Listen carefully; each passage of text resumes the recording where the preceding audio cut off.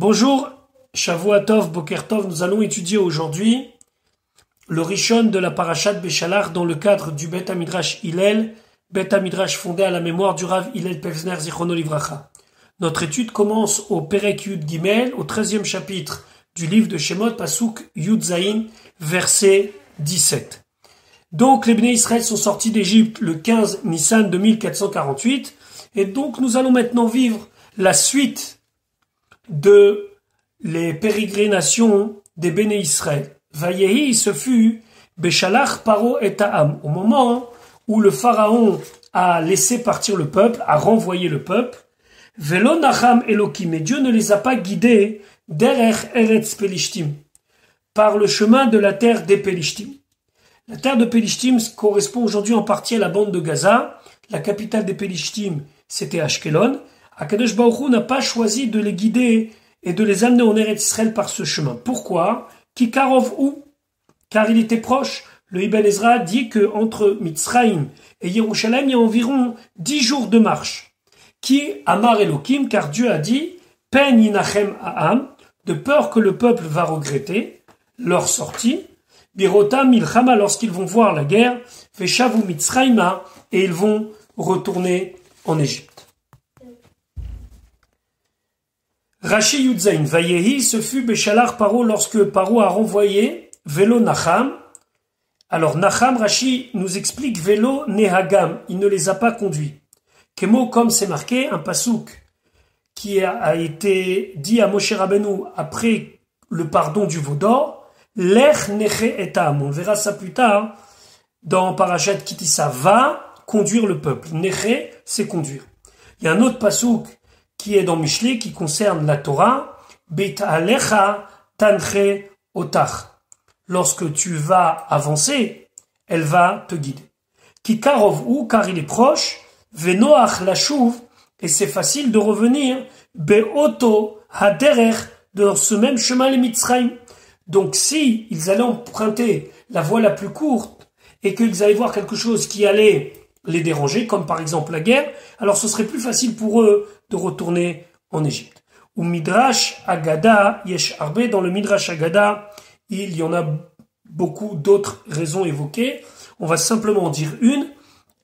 Il y avait une promesse qui avait été faite par Avram Avinu à Avimelech, le roi des Pelishtim. Cette alliance, elle le concernait Li, ou le Nini, ou le Nerdi. Avimelech a voulu que sur 3 générations, il y ait un pacte entre lui, Avimelech et Avram, qui concernerait les 3 générations à venir. Et il y avait encore des descendants de la 3e génération de Avimelech qui vivaient à cette époque-là encore en Eretz Kenan, donc ils ne pouvaient pas encore partir véritablement à la conquête. Il y a d'autres raisons qui sont évoquées dans le Midrash. Bir Otam Milchama Rachidik, lorsqu'ils vont voir la guerre, Kegon, par exemple, Milchemet Amaleki ve Kenani. On verra plus tard qu'il y avait des conflits dans cette région-là. Par exemple, entre le Amaleki et le Kenani. Lorsque les Bnei Israël allaient voir ça, ils allaient prendre peur et retourner en Mitzrayim. Vehi malchou derech yachar. S'ils auraient été par un chemin droit, hayu chosrim, ils seraient revenus. Ou ma'im kesheikifam derech me'ukam.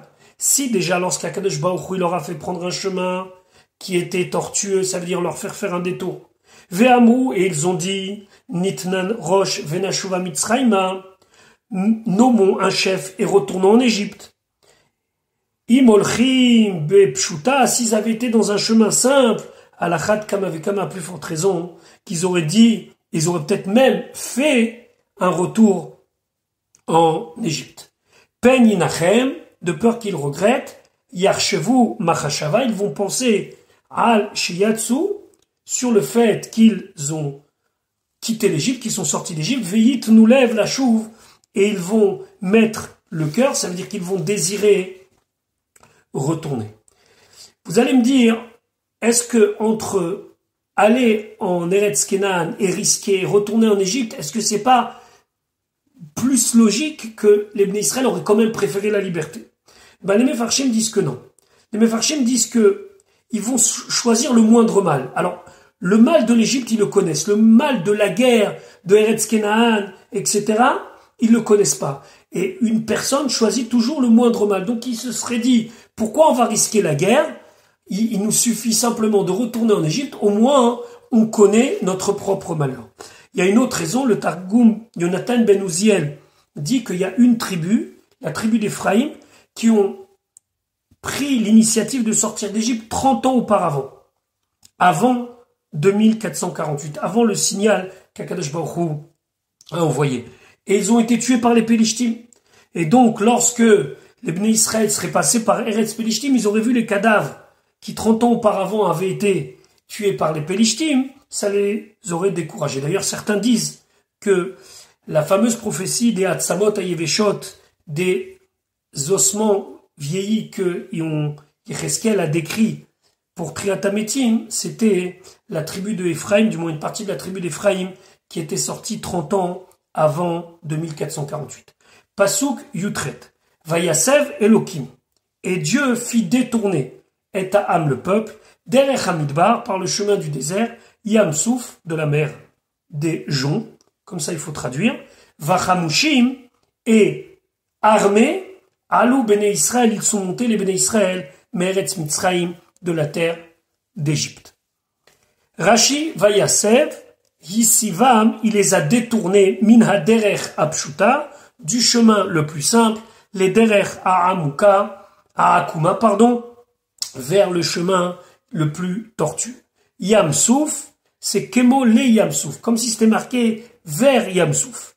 Vesouf ou Lachon Agam. Alors ici, Souf peut être traduit par marécage. Pourquoi? Chez Gedelim Bokanim, parce que là-bas poussent des roseaux. Kemo, comme c'est marqué, Vatasem Basouf. Comme on a vu que, au début du livre de Shemot, que Yocheved El Ami, son fils Moshe, Vatasem Basouf. Souf, c'est un marécage dans lequel poussaient des roseaux. Kane Vasouf, Kamelo, c'est un pasouk de Ishaya qui dit que les roseaux vont être brisés. Donc Souf, ça veut dire une mer de roseaux. On traduit aujourd'hui plus communément la mer Rouge, mais il semblerait que l'endroit vers où ils ont été, c'est un endroit où le bord était assez marécageux. Vachamushim, en Vachamushim et la Mezouyanim. Rashi nous dit Chamushim, ça veut dire qu'ils étaient armés. Les filles, chez Hasibetam Bamidbar, puisqu'il les a détournés dans le désert, Garam Lahem, ça fait en sorte, du moins, ça a entraîné, c'est la raison pour laquelle, chez Alou Chamushim, qu'ils sont montés armés. Chez Hilou Haya Derech Yeshuv, car si c'était par un chemin où il y avait des habitations, c'était un chemin qui était donc peuplé, Lo Hayu Mechumashim Lahem Kol Mashetzrichim. On n'aura pas eu besoin de s'équiper de tout ce qu'on a besoin et ce qui est nécessaire.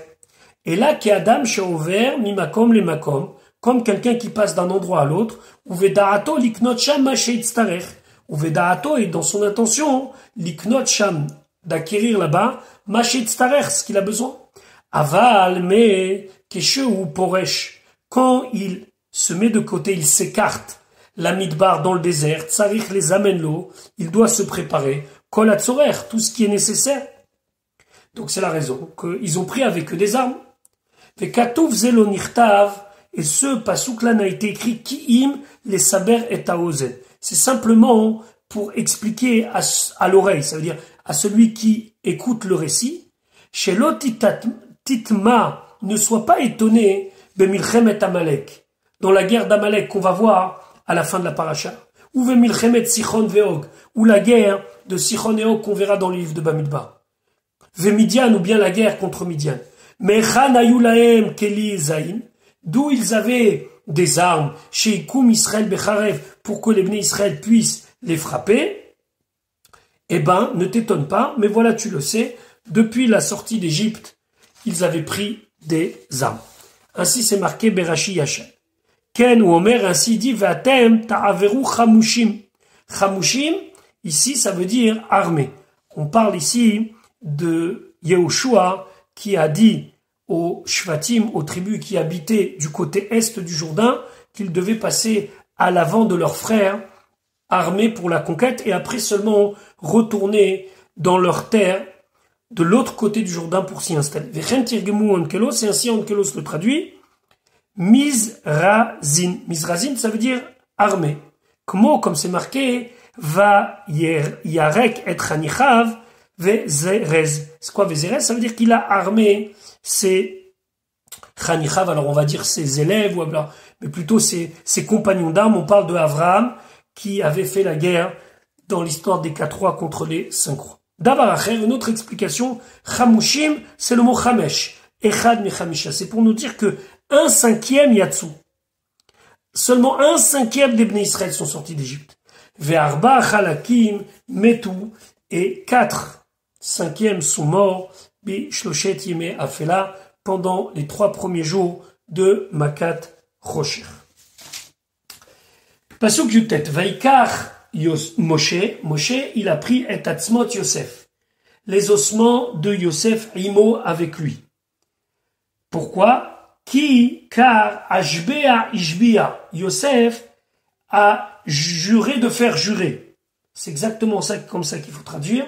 Et Béné Israël, les enfants d'Israël. Et ici, il faut simplement traduire les Béné Israël, ça veut dire ses frères, les enfants de Yaakov, de faire jurer à leurs enfants. Parce que les enfants de Yaakov ne vont pas pouvoir faire ce que Yosef va leur demander, mais Yosef va dire, je vous demande, je vous fais jurer que vous allez faire jurer vos descendants de faire la chose suivante. Les morts en disant, Pakod Yifkod Elohim, lorsque Dieu se souviendra de vous, Etrem, de vous, Ve'alitem, et alors vous allez faire monter Et Atzmotai, mes ossements misés d'ici, pour les enterrer en Eretz Israël, Itechem, avec vous. Alors, il y a tout un midrash pour savoir comment il a retrouvé les ossements de Yosef, Moshe Rabbeinu. Il y avait Serach bat Asher, Serach la fille de Asher qui était encore vivante, et il y a 2 versions dans le midrash qui sont d'ailleurs amenées dans la Gemara Sota, de quelle manière Moshe Rabbeinu a retrouvé les ossements de Yosef. Une des explications, la Gemara dit que Moshe Rabbeinu, il a été au bord du Nil, et il a dit, Yosef, Yosef, est arrivé le temps où Akadosh Baruch Hu accomplit son serment. Et à ce moment-là, Moshe Rabbeinu a dit, si tu te montres, tant mieux, et sinon, alors nous sommes dégagés de tout engagement vers toi, et tout d'un coup, le cercueil de Yosef s'est mis à flotter. Mais il y a encore, dans la Gemara, je vous invite à regarder la Gemara Sota, Daf Yud Gimel, la page 13, là-bas, la Gemara, elle parle de ça. Ashbea Ishbia, ça veut dire quoi?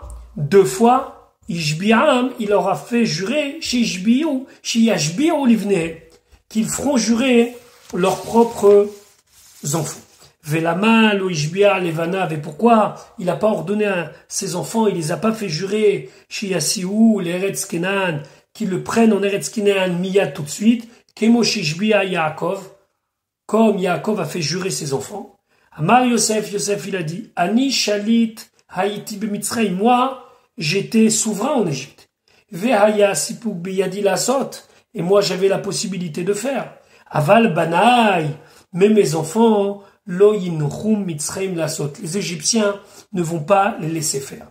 L'écart c'est pour cela, Ishbiam, il les a fait jurer, les Rcheighalou, lorsqu'ils seront libérés, Veyetsu Misha, mais qu'ils sortiront de là-bas, chez Isaou, qu'ils le prennent en Égypte. En Eretz Kenan, pardon. D'Égypte en Eretz Kenan. Ve'alitem et tatzmotai mise hitechem, et vous allez faire monter mes ossements d'ici avec vous, les Echav à ses frères, Ishbiaken, il a fait jurer, la Madnu, de là on apprend, hitechem, avec vous, she'af atzmot, shel kol ashvatim, que même les ossements de toutes les tribus, et Halou, Imaem, ils ont fait monter avec eux, chez Neymar, comme c'est marqué, Itechem, avec vous. Pasuk Ravayissou, ils sont partis Misukot de Sukot, c'est à Sukot que les Hanané Kavod les ont entourés. Vayachanu ve'etam, ils ont campé à Etam.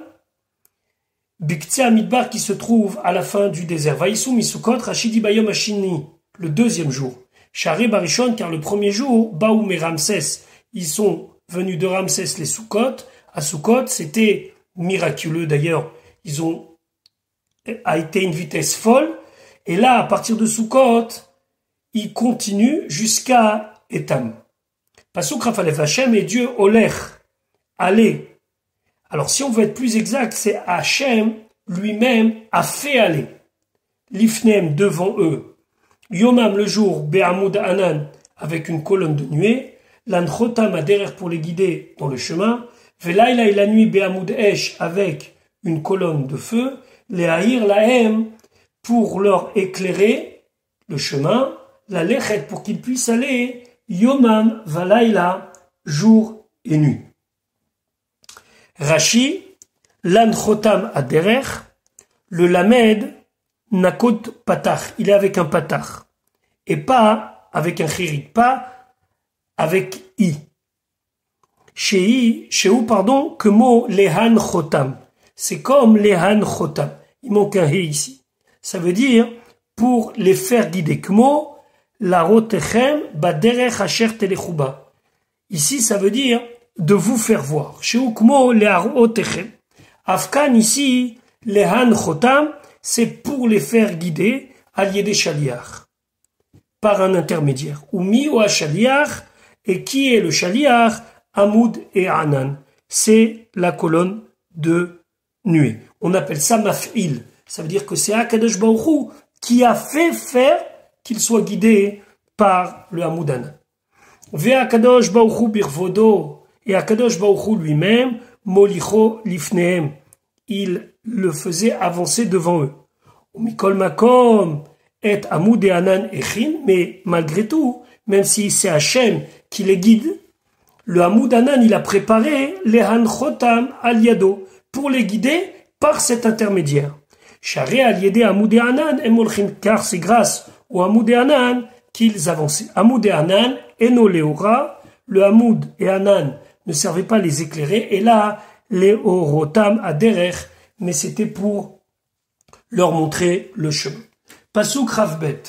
Lo Yamish, Akadosh Baruch Hu n'a pas enlevé Amoud et Anan Yomam, la colonne de nuée le jour, Ve'amoud Ha'esh Laila, et la colonne de feu la nuit, Lifne Ha'am, devant le peuple. Rachid expliquait Lo Yamish, Akadosh Baruch Hu n'a pas retiré et Amoud et Anan Yomam, la colonne de nuée le jour, Ve'amoud Ha'esh Laila, et la colonne de feu la nuit.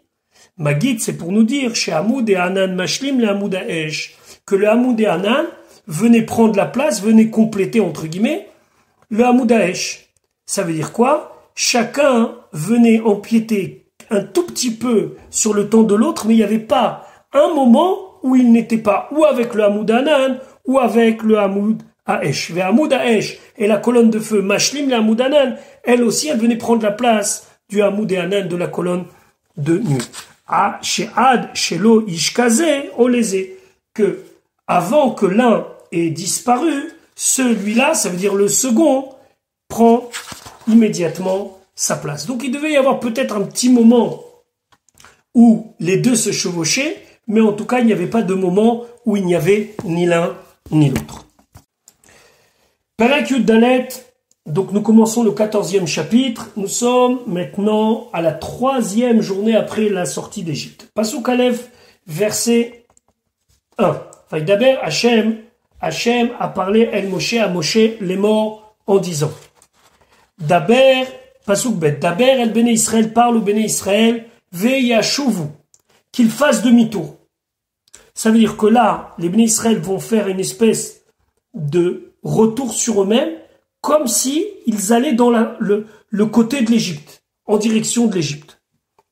Veyachanu, et qu'ils campent, l'ifne devant Pi Hachirot, c'est Pi Hachirot, Ben Migdol ou Ben Hayam, entre Migdol et la mer, l'ifne Baal Tsefon, devant une avodazara qui s'appelait Baal Tsefon. Nichero, en face, Tachanu al-Hayam, vous allez camper près de la mer. Le Kliyaka explique que, donc, c'est clairement et nettement, Akadosh Baruch Hu maintenant va faire une espèce de stratagème pour tromper le pharaon. Mais c'est pas n'importe où qu'il les a amenés. Ce Baal Tsefon, c'était la Avodazara une des idoles de l'Égypte, et cette avodat zara, elle était liée à la richesse économique de l'Égypte. Et donc, lorsqu'ils ont été campés là-bas, les Égyptiens ont pensé que maintenant leur Dieu va réclamer des Bnei Israël de rendre tout ce qu'ils ont volé. Maintenant, regardons ce que dit Rashi. Veyashuvu, Rashi dit les achoreem. En arrière, demi-tour, les tzad mitzraim, comme s'ils retournaient vers l'Égypte. Hayu mekarevim kol yom shlishi, ils s'approchaient tout le troisième jour, kedé le atot et paro, pour tromper le pharaon, chez Yomar, qu'ils disent toim em baderech, ils sont en train de se tromper de chemin. Kemoshe neemar, comme ça va être dit plus loin, ve'amar paro l'ivne Israël, que le pharaon va dire au sujet des Israël, ils sont en train de se tromper. Ve'yachanu lifne piachirot, ils vont camper devant Piachirot, ou Pitom. C'est Pitom, on se rappelle de Pitom, une des villes qui avait été construite par les Bnei Israël. Ve'arshav nikra Piachirot. Et aujourd'hui, on l'appelle Piachirot. Pourquoi? Parce que dans Piachirot, il y a le mot Cherut. Cherut qui signifie la liberté. Al-Shem, Shena Asusham, Benechorim. Sur le fait que là-bas, ils sont devenus des hommes libres. Et Rashi de nous décrire cet endroit-là. Ve'em, Sheneslaim, Gevohim ou Zekufim. Ce sont deux rochers grands qui se tiennent comme ça vers le haut. Ve'hagai, Shebenem, Karui, Pi, Haslaim.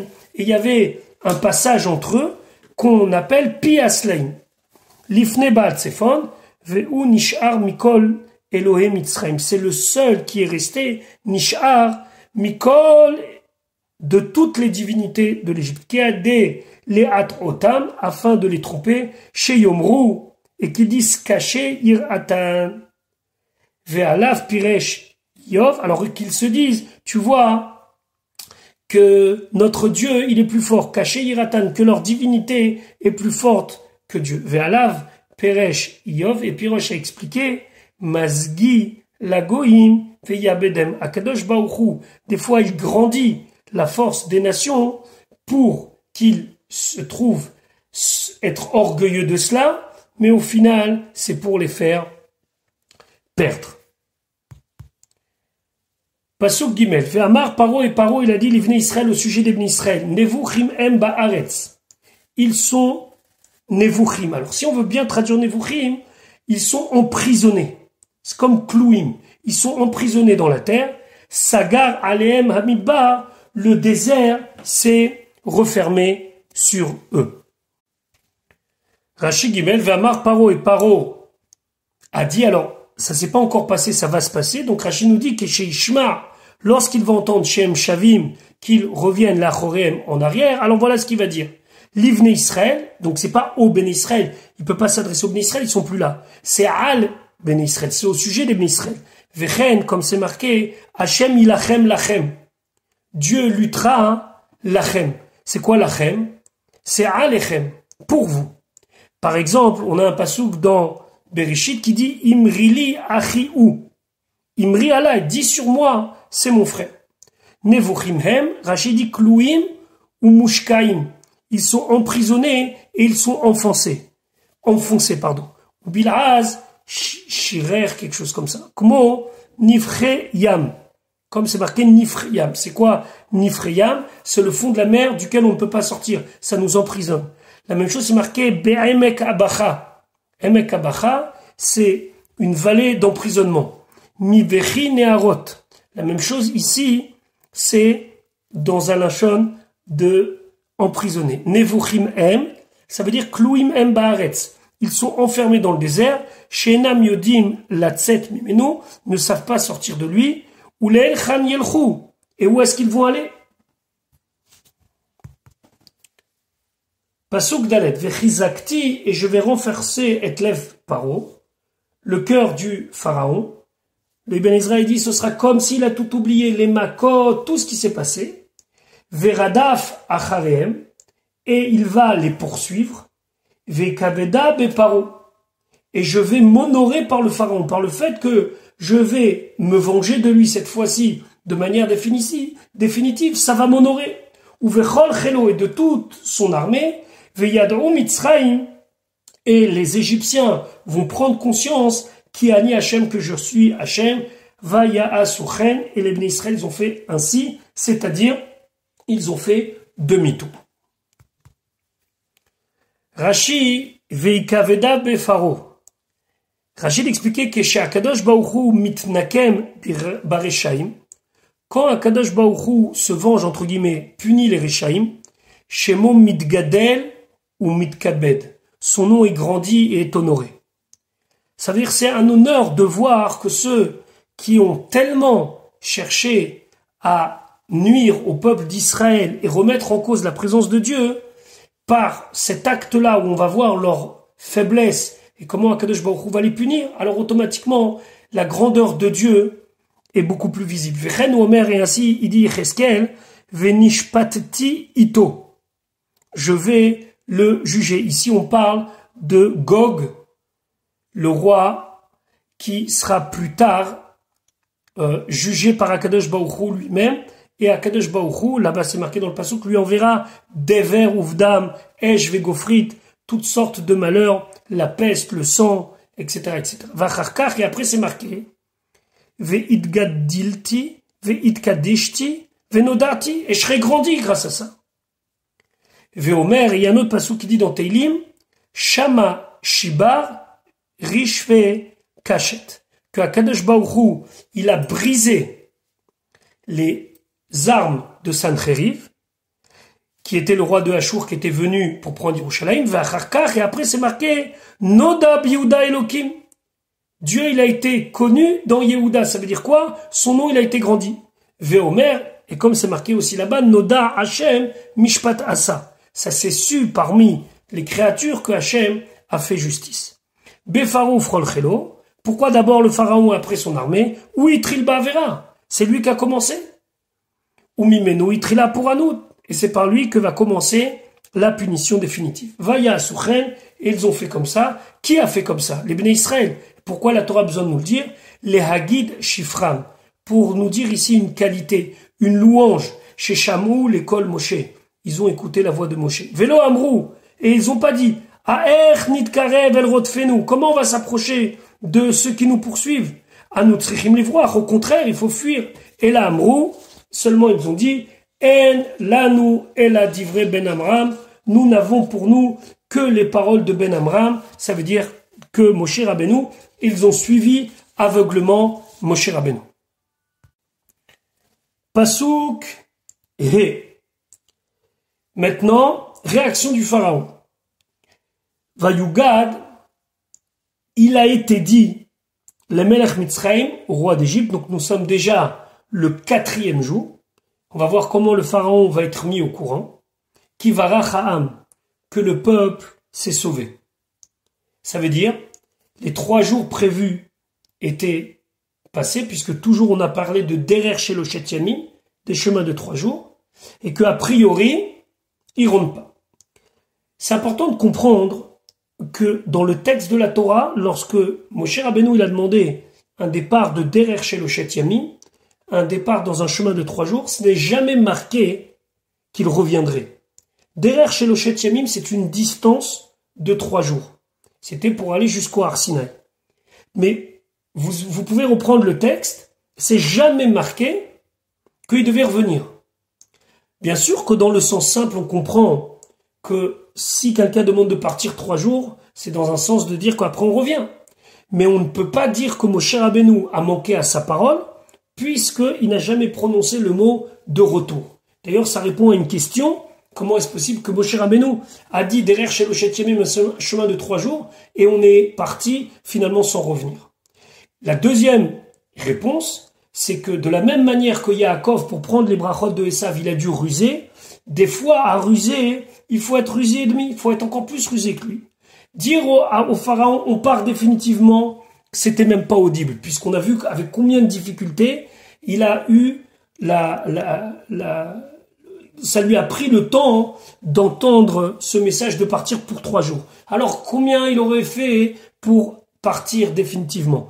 Donc, Moshe Rabbeinu, il a agi avec ruse. Ruse ici, il faut se rappeler que ruse, le Targum Kelos, il traduit Bechorma, avec sagesse, avec intelligence. En tout cas, pour le pharaon, qui lui pensait que c'était 3 jours dans le sens simple des choses. Au bout du 3e jour, ils voient qu'ils sont pas revenus. Donc, il y a quelqu'un qui retourne en Égypte pour leur dire qu'il va racham, ça y est, il s'est sauvé.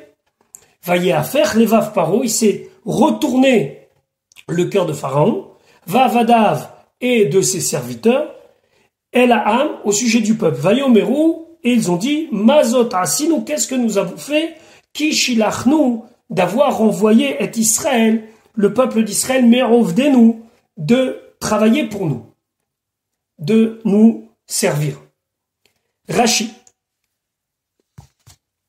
Vayugad le Melech Mitzraïm, on a dit au roi d'Égypte, Iktorin Shalachimaim.